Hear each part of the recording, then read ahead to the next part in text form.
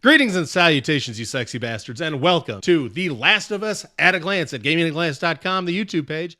I am TheRealScottShady, and I'm really excited to be bringing this game to you. This game came out originally in 2013, and I played the remastered version on the PS4 over the last fortnight. For those of you staying at home and not from Europe, that's 2 weeks. And it took me that long to play it because two things. It's a very long and complicated game, and two, I kind of suck. But let's put that aside for a second and talk about the merits of the game. Let's start with the plot. You are Joel, later Ellie, and you are in a dystopian future where the zombies have started to take over the world. Have you heard of this before? Have you watched The Walking Dead, World War Z, anything that involves zombies before? It's a similar theme, but what you're going to find with The Last of Us is a much more clear and concise storyline headed by Joel. Joel is a 40-something guy, and he hooks up for reasons that the plot will eventually get to, with a 14-year-old girl, and they partner themselves between each other with the idea that they want to get to the Firefly. The idea is she may be immune to zombie bites, and they want to create a vaccine, but they need to get to a scientific laboratory, which is somewhere in the western United States. That is the job. Your job as Joel is to shepherd Ellie from Boston to Utah in the dystopian future. That's tough.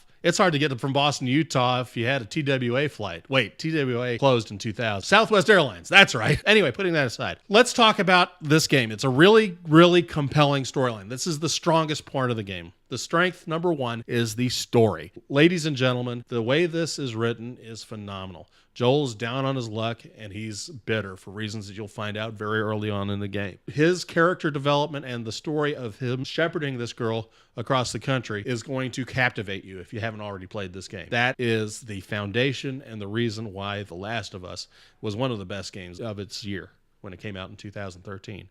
The second thing that was really good about it is a simple yet difficult gameplay. This is going to challenge some of you out there, but it'll be fairly straightforward, and you'll be able to master the controls. After a few practice runs, you'll be in like Flint and ready to go. Gameplay is really important, and you'll learn timing as being a big key, but you don't have to hit a whole bunch of button combinations or worry about things that are outside of your control. This is not Street Fighter. The third strength that I can think of is the character development of the two main characters, Ellie and Joel. You'll be swept away. This is going to be an emotional investment by you, and you'll be paid off if you just stick with it. It's a long slog, though, so keep that in mind. Now to the weaknesses. There's a little too much busy work in this game. You know, whenever you were in second grade, your teacher handed you a ditto of math problems to do at the end of the day because she didn't know what else to do with you. There's a little bit of that. A lot of dragging rafts to Ellie, who can't swim, and then you shepherd her across this pole. There's a lot of looking for ladders and then running over ladders, then realizing, oh wait, this ladder is broken.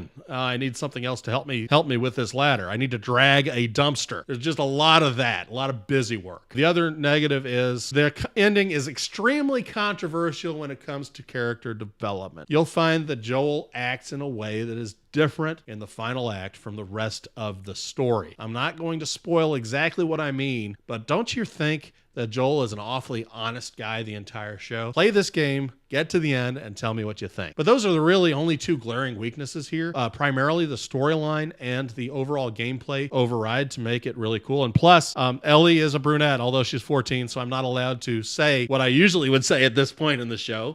She's only 14 to 15 years old, and this isn't biblical times. You know, I'm not Joseph and Mary here. This is not a romance. This is a father-daughter story. But the point is this. I think that the game is excellent. I will give it an A-. A-.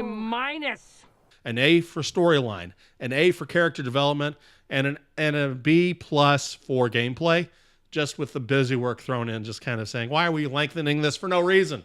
It could have been a little bit more concise.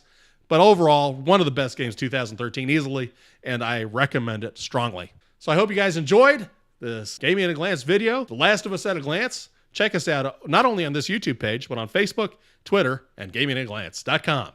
For all of us here at Gaming at a Glance, this is the real Scott Shady, Scott Island, signing off for now. We'll be back